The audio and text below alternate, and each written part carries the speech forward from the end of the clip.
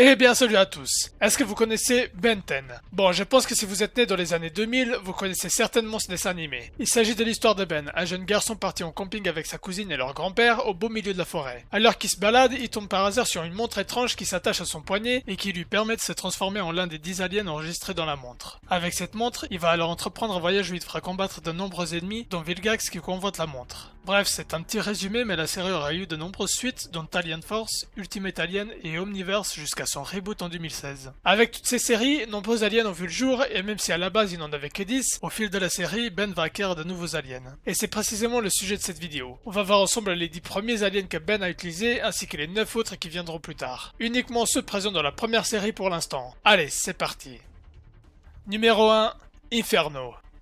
On commence tout de suite la vidéo par le tout premier alien apparu dans la série. Cet alien fait partie de l'espèce des pyronites de la planète Pyrrhus. Inferno est l'un des aliens les plus polyvalents de Ben. Comme on peut le déduire, il est un pyrokinétique. Inferno peut donc manipuler le feu à sa guise. Il a la capacité de créer des boules de feu, cracher du feu depuis sa bouche comme un dragon, améliorer ses coups en enflammant ses poings, ou encore absorber le feu et la chaleur lui permettant d'éteindre les flammes d'une zone en peu de temps. Ces flammes sont assez chaudes pour faire fondre le sol, comme la fois où il a pratiquement enterré Vilgax dans du goudron bouillant. Ces flammes ont aussi la particularité d'être explosives. Il a donc pu façonner des bombes incendiaires, des lances de feu en forme de croissant qu'il peut utiliser en tant qu'arme perforante, tranchante ou explosive, créer des disques de feu ayant les mêmes aptitudes que ses lances, et peut également créer une boule de feu à ses pieds pour s'envoler, ou avec de la maîtrise, voler en créant simplement du feu depuis son corps assez puissant pour l'éjecter dans les airs. Comme tout être de feu, il peut augmenter la température de son corps et de ses flammes. Apparemment, Inferno peut aussi se téléporter sur de courtes distances, en s'enveloppant dans des tornades de feu qui le font disparaître et réapparaître à un autre endroit. Il a même pu téléporter d'autres personnes avec ces tornades sans les brûler pour autant. Autrement, il peut solidifier certaines substances avec ses flammes, résister au froid et à la glace, utiliser ses capacités de télékinésie pour voler sur des planches faites de roches et illuminer les endroits obscurs. Inferno possède une grande résistance due à son corps fait de pierre, a une grande force, soulevant une voiture sans problème, et peut même respirer et utiliser ses pouvoirs sous l'eau, bien que sa puissance soit diminuée dans cet élément. Lorsqu'Inferno est malade, ses pouvoirs sont inversés et il produit maintenant de la glace ou du feu glacé au lieu de ses flammes habituelles. Malgré sa puissance, il a quelques faiblesses notables. L'eau ou toute substance extinctrice peut éteindre le feu sur son corps, même s'il peut le rallumer assez rapidement. Ben doit constamment faire attention quand il utilise cet alien, car ses flammes se propagent assez rapidement et il peut vite créer un incendie. Son corps est brûlant et par la même occasion, il ne peut rien tenir, porter ou toucher sans le brûler. La glace est un bon élément contre Inferno puisqu'elle peut l'immobiliser un instant, le temps qu'il la fasse fondre. Tout élément à base de diamants ou qui est ignifuge sont un atout face à lui car ses attaques deviennent inutiles. Par exemple le crabe de Zers qui est immunisé au feu. Malgré ses quelques faiblesses, cet alien reste l'un des plus forts et utiles dans un combat. Numéro 2, Sauvage. Sauvage est un alien à l'apparence d'un chien géant orange provenant de l'espèce des Vulpimianciens de la planète Vulpine. Sa particularité c'est qu'il ne possède ni yeux, ni oreilles, nez ou queue. Il se tient sur ses 4 pattes mais possède des mouvements semblables à ceux des singes. Les différentes épines parsemées sur son corps ne sont pas des poils mais lui servent à détecter les choses autour de lui. La force principale de Sauvage est son odorat hors du commun. Ne possédant pas d'yeux, sa vision est une sorte de cartographie 3D de son environnement. En fait c'est un peu le même principe que Daredevil. Avec son ouïe et son odorat, il perçoit ce qui l'entoure de la même manière qu'un radar ou un sonar. Il peut avec ça détecter les entités invisibles, rendant l'invisibilité inefficace contre lui. Sa grande agilité, ses réflexes et ses sens aiguisés lui permettent d'esquiver aisément les attaques et de contre-attaquer à toute vitesse. Il a également une force accrue, notamment au niveau de sa mâchoire, ainsi qu'une résistance accrue, encaissant sans mal une tour en acier qui tombe sur lui. Cet alien est un gymnaste et un acrobate expérimenté malgré sa ressemblance avec un chien, et c'est cette habilité qui lui donne une agilité hors pair. Ses griffes sont très tranchantes et lui permettent d'escalader aisément les murs ou d'autres parois. Pour ce qui est de ses faiblesses, Sauvage ne peut pas communiquer avec un langage humain. À la place, il fait des grognements et des aboiements, ce qui rend la communication compliquée avec d'autres personnes. Son manque d'yeux le rend complètement dépendant de ses autres sens. Sans eux, il ne peut plus rien faire. Un son aigu par exemple peut le paralyser en submergeant ses sens. Bien que ce soit un très bon alien, Sauvage reste pour moi l'un des aliens les moins forts en combat, étant un alien plus utile dans tout ce qui est traque et chasse. Numéro 3, Quad. Quad est un alien humanoïde, normalement de couleur rouge, venant de l'espèce des Tétramans, originaire de la planète Koros. Sa capacité la plus importante est sa force accrue, étant capable de soulever plusieurs fois son poids et de percer des matériaux résistants. Il est l'un des titans les plus puissants de Ben dans la série originale et s'en sert donc très souvent pour combattre des ennemis forts. Physiquement parlant, 4 bras est techniquement plus fort qu'Enormosaur au Régénérator. Sa force physique lui permet d'utiliser quasi n'importe quel objet comme arme, que ce soit des gros rochers qu'il lance sur ses ennemis ou des piliers dont il se sert comme gourdin. Sa mâchoire est aussi très puissante, capable d'arracher et d'endommager le métal. Bien sûr, un peu comme Hulk, en claquant ses mains, il peut créer des ondes de choc ou en frappant le sol, il peut le faire trembler pour déstabiliser ses adversaires. Il peut aussi sauter très haut dans le ciel, a une résistance accrue, une grande endurance et des réflexes améliorés, ayant été capable d'attraper un missile qui lui fonçait dessus. Sa peau dure résiste sans mal aux flammes d'inferno, aux tirs de missiles, aux rayons laser, ce qui rend cet alien parfait pour un combat et l'un des plus utiles de cette liste. Sa seule et grande faiblesse est sa taille, rendant ses déplacements difficiles et étant beaucoup plus lent que les autres aliens. Numéro 4. Tétard gris. Tétard gris est un petit alien venant de l'espèce des Galvan de la planète Galvan Prime. On pourrait se dire que cet alien n'est pas très utile et ne sert à rien si ce n'est se faufiler dans des petits endroits. En réalité, l'espèce des Galvan est très intelligente. C'est d'ailleurs Azimuth qui créa l'Omnitrix, la montre permettant à Ben de se transformer. Vous l'aurez compris, la force majeure de Tétard gris est son intelligence et son intellect calculateur. Il peut créer des machines complexes à partir de pièces de rechange, comprendre la fonction de n'importe quel appareil et effectuer des réparations sur des machines. Cet alien peut aussi contrôler d'autres êtres vivants en stimulant certaines parties de leur système nerveux, à condition que ces espèces puissent être contrôlées par des stimuli externes. Sa petite taille lui permet aussi de se faufiler dans des petits espaces et sa peau assez visqueuse le rend difficile à saisir. Grâce au tout petit coussinet sur sa peau, il peut grimper au mur et ses dents acérées causent une douleur assez forte à ceux qui le mordent. C'est aussi un alien de nature amphibie, ce qui le rend capable de respirer sous l'eau et sa langue est assez longue comme celle des grenouilles. Malgré sa petite taille, il est très fort, pouvant soulever des objets beaucoup plus grands que lui. Pour l'anecdote, Tétard gris fut le premier alien inséré dans l'Omnitrix, vu que son créateur est lui-même un Galvan. Pour ce qui est de ses faiblesses, sa petite taille, bien que ça le rende plus difficile à attraper, lui pose un problème pour se battre au corps à corps. Il doit donc compter uniquement sur son intelligence pour battre ses ennemis. Cependant, même s'il est très intelligent, il n'est pas infaillible et peut faire des erreurs de calcul. En plus, il ne connaît pas tout et n'est pas un expert dans tous les domaines, bien qu'il puisse apprendre très rapidement de nouvelles choses. Numéro 5. XLR8. On attaque le flash de Ben avec XLR8, venant de la planète Kinet et étant donc de l'espèce des Kinécéléranes. Sa force principale est sa vitesse hors du commun. Il est très rapide grâce aux orbes sur ses pieds, lui permettant d'atteindre la vitesse de 800 km/h en 2 secondes. Sa vitesse d'accélération est si rapide que le temps semble s'arrêter tout autour de lui. Il peut aussi courir sur les murs ou sur l'eau et peut même créer des tornades en tournant sur lui-même en courant en cercle. Il peut combiner cette technique avec sa course sur l'eau pour créer des vortex d'eau. Même sans ses orbes, XLR possède naturellement une grande dextérité, étant capable de penser et réagir à des vitesses surhumaines. Il esquive aisément les attaques ennemies et change très facilement de direction en courant. Vu qu'il est très rapide, il peut asséner plusieurs coups en très peu de temps. Sa régénération est plus rapide que tout alien et il a une très bonne résistance. Ses faiblesses sont les aimants et les impulsions qui peuvent le faire changer de direction et faire perdre le contrôle. Bien qu'il puisse courir sur l'eau, sa vitesse ne marche pas sur toutes les surfaces. La glace le ralentit considérablement et la boue le fiche sur place. Numéro 6. Biotech. Biotech est un alien assez particulier. Il est un mécamorphe galvanique provenant de la lune de Galvan Prime, Galvan B. Tout son corps est composé de petites créatures appelées nanites. Cette espèce est complètement amorphe, car elle peut basculer entre une forme liquide et sa forme bipède. Les nanites qui composent son corps lui permettent de se déplacer et s'est remodelé même sous forme liquide. Grâce à ça, il peut esquiver des coups ou des projectiles en créant des trous dans son corps. Sa physiologie le rend par la même occasion extrêmement flexible, ce qui lui permet de se faufiler dans des endroits étroits. Ses capacités de changement lui permettent aussi de créer des pointes ou des tentacules pour se battre. Il peut aussi modifier sa taille ou copier d'autres espèces comme 4 bras par exemple. Son plus grand atout est sa capacité à fusionner avec la technologie qui l'entoure. En recouvrant n'importe quel objet technologique, il peut le contrôler et la modifier ainsi qu'utiliser ses capacités. Cette aptitude s'applique aussi à des machines non électriques comme une machine de sport par exemple. Il peut également le faire sur des êtres vivants mais qui sont mécaniques comme les chronosapiens. Biotech peut transformer les machines qu'il contrôle pour s'adapter aux situations, comme quand il a transformé le van de son grand-père en une armure high-tech. Lorsqu'il sort des machines qu'il contrôle, ces machines reprennent leur forme initiale. Autrement, Biotech peut tirer un rayon laser depuis son œil, voyager à travers les courants électriques, survivre dans le vide de l'espace, réparer les machines qui touchent, ou encore se régénérer lorsqu'il perd un membre. Il a également une force accrue et peut détacher une partie de lui pour qu'elle fusionne avec une machine et la contrôler sans pour autant avoir besoin de fusionner tout son corps avec. Niveau faiblesse, contrôler des machines intelligentes n'est pas une mince affaire pour lui car ces machines ne se laissent pas faire. Il est sensible aux impulsions, aux champs électromagnétiques et aux champs magnétiques. Même s'il peut modifier sa structure, s'étirer trop peut lui causer des dommages. Bien qu'il puisse se régénérer, trop d'attaques peuvent l'empêcher de s'auto-réparer. Biotech peut être affecté par des virus techno-organiques ou par la poussière d'un Emmunia. La chaleur, l'électricité et l'acide font également partie de ses points faibles et il peut se faire enfermer par la glace. Numéro 7. Incassable. On attaque le 7ème alien avec Incassable, l'un de mes aliens préférés et vous allez vite comprendre pourquoi. Incassable vient de l'espèce des Petrosapiens, de la planète Petropia. Si j'aime autant cet alien, c'est parce qu'Incassable s'avère être l'un des aliens les plus utiles en combat et dans quasi n'importe quelle situation. Vu que son corps est composé de cristaux organiques, il est extrêmement endurant, pouvant encaisser de nombreuses attaques. Il a également une grande force, même s'il n'est pas aussi fort que Quad. Son atout principal lors d'un combat est sa capacité à manipuler son corps comme un métamorphe, lui permettant donc de transformer ses mains en lames, au gourdin, des diamants. Il peut les faire exploser, les faire étendre dans le sol ou encore tirer des rafales de cristaux pour attaquer à distance. Bref, il peut créer plein d'autres choses comme des boucliers et pointes, et ce, n'importe où sur son corps. Sa maîtrise des cristaux n'a pas l'air d'avoir de limite, puisqu'il peut même créer des amas de cristaux à distance et sans toucher le sol. Il peut ainsi enfermer ses ennemis dans le diamant. Son corps est un prisme vivant, ce qui lui permet donc d'absorber, dévier ou renvoyer une grande partie des faisceaux d'énergie au laser qu'il reçoit. Autrement, son corps résiste facilement à la chaleur ou à l'acide. Il peut survivre dans le vide de l'espace, ne craint pas le vieillissement et peut se régénérer jusqu'à un certain point. Sa seule faiblesse sont les ondes sonores qui peuvent détruire ses cristaux et le rendre inconscient. Une autre faiblesse, bien qu'un peu débile, sont les pointes sur son dos. Il ne peut pas les rétracter, donc si Incassable est envoyé contre un mur, il risque d'y être bloqué. Numéro 8. Mâchoire.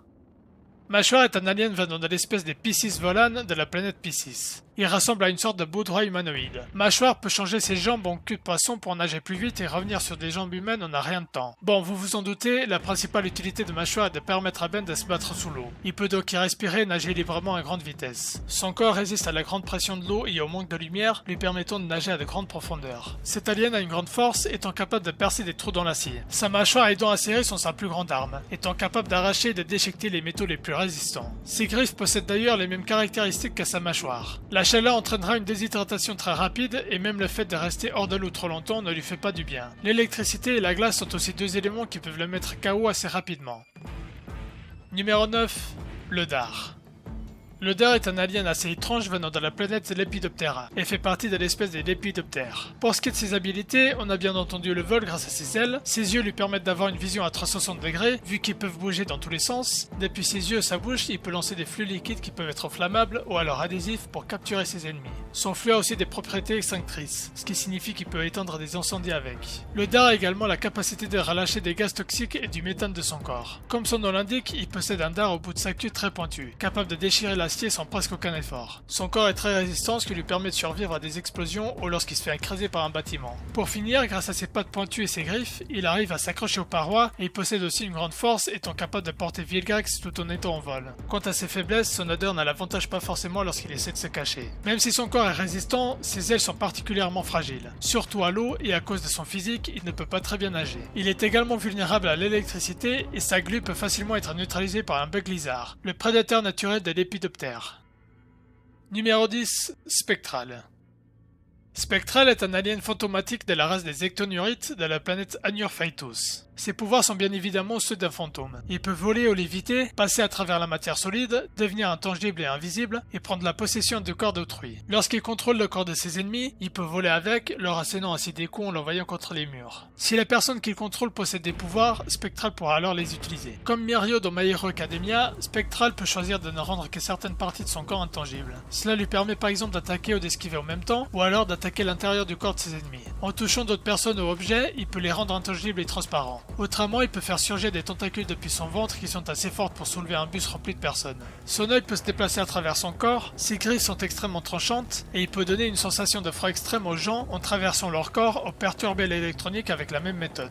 Pour finir, son énergie vitale ne peut pas être absorbée car il n'est pas réellement vivant. Son corps peut également se transformer en une sorte de brume, il a une grande résistance, peut voir dans le noir et survivre au vide de l'espace, il est immunisé à la lumière du soleil. Pour ce qui est de ses points faibles, l'intangibilité de Spectral n'a d'aucune utilité s'il rencontre un autre être qui a la même capacité car leur intangibilité s'annulerait. D'ailleurs, son intangibilité et son invisibilité peuvent être neutralisées via certaines substances comme celles créées par le méchant Crade. Pour sa capacité de possession d'esprit, il ne peut pas posséder l'esprit des aliens sous leur forme ultimate. Les zombies ne peuvent pas non plus être contrôlés et certains êtres comme Dagon ne peuvent pas non plus se faire posséder. Son principal atout est son intangibilité, mais lorsqu'il est sous forme solide, il est vulnérable à tout un tas de choses comme la glace, l'électricité, l'hypnose, l'étoile et ainsi de suite. Numéro 11. Boulet de canon.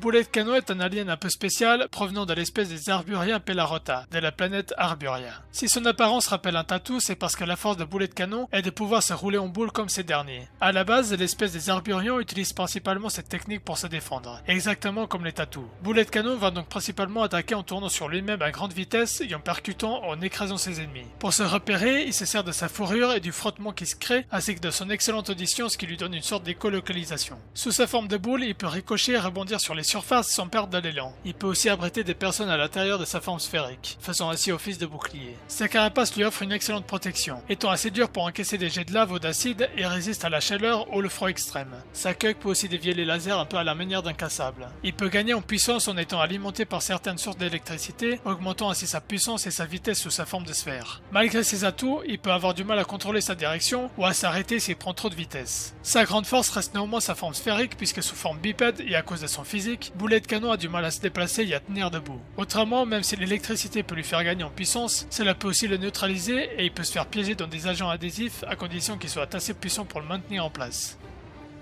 Numéro 12. Végétal. On continue avec Végétal, un alien de l'espèce des Florona de la planète Flors Verdans.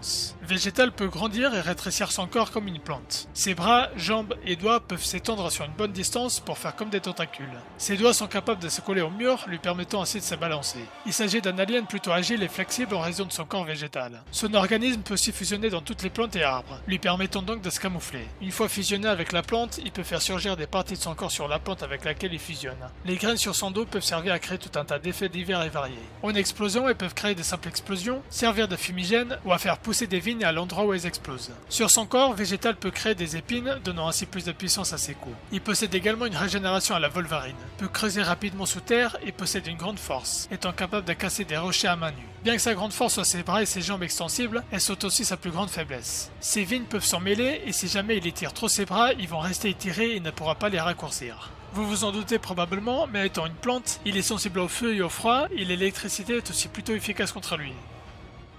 Numéro 13. Loup-garou. Loup-garou, anciennement connu sous le nom de Benwolf, est l'échantillon ADN d'un Loboan de la planète Anur-Transil. La particularité de cet alien est le puissant hurlement sonique qu'il peut émettre depuis sa gueule.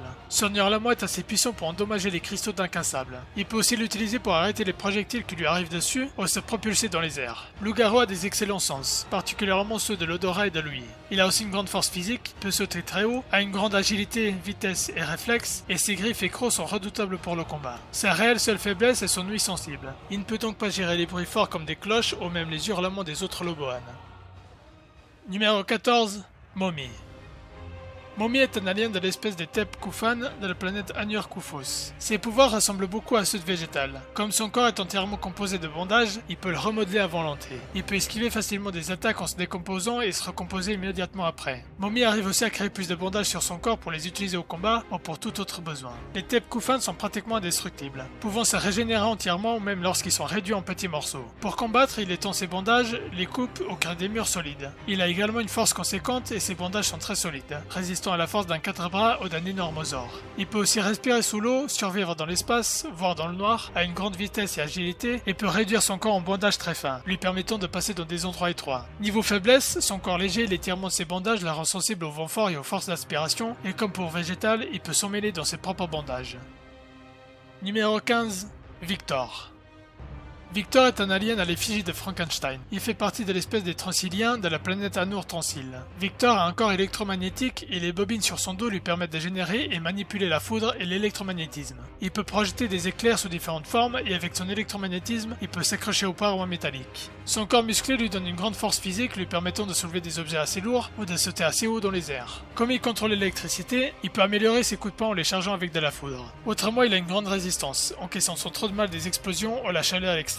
Il peut voir dans l'obscurité et survivre dans le vide de l'espace. Malgré qu'il soit plutôt massif, il est un alien assez rapide. Il a aussi une forme de technokinésie lui permettant, en connectant ses bobines à un appareil, de le contrôler. Bien que sa force sur l'électricité, Victor ne peut pas en abuser car il risque d'entrer en surcharge et il peut aussi être blessé par les éclairs d'un autre Transilien.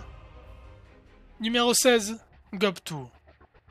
Gobtu est un alien vraiment pas beau de la race des gourmands. Ouais, il porte bien leur nom. Et il vient de la planète Peptos 12. Sa grande bouche contient 4 longues langues adhésives capables de soulever des objets très lourds. Ces langues peuvent s'étirer sur de bonnes distances et enrouler les objets pour les amener à sa bouche. Sa mâchoire et ses dents sont très solides, étant capables de briser, mâcher et couper des matériaux super résistants. Son système digestif lui permet de digérer n'importe quoi et sa mâchoire peut s'élargir pour engloutir des choses plus grandes que lui. En mangeant des choses, Gobtu va pouvoir les recracher sous forme d'un liquide explosif. La puissance de l'explosion dépendra de ce qu'il a mangé et de la quantité de choses qu'il a gobées. Outre les explosions, il peut aussi tirer des boules d'énergie ou des rayons laser. Ils peuvent également cracher du vomi capable de faire fondre la classe ou de créer des zones glissantes pour leurs ennemis. Autrement, Gobtu est plutôt résistant et rapide. Les gourmands ont une limite au nombre d'objets qu'ils peuvent avaler à la fois et ils deviennent plus lents lorsqu'ils mangent beaucoup de choses. Plus il mange et plus il va grossir jusqu'à ce qu'il ne puisse plus bouger. Il devra alors recracher ce qu'il a avalé pour pouvoir continuer à se battre. Ces aliens portent bien leur nom car ils ont une faim infinie et une simple promesse de quelque chose à manger leur suffit à être détournés de leur tâche.